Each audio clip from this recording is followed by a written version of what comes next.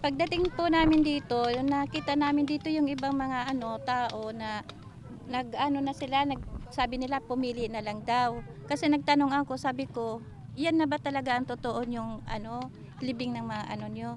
Sabi niya, hindi naman kasi namin alam.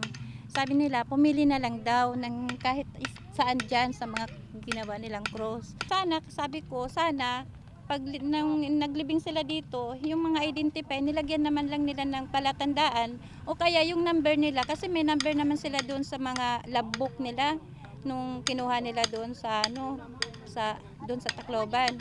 May logbook sila, may number yun sila. Dapat kahit maliit na poste lang, ginawa nila palatandaan na yung number na yan, yun ang nakalibing diyan, yun ang talagang may-ari ng number na yan. Yun ang tao na namatay na identify.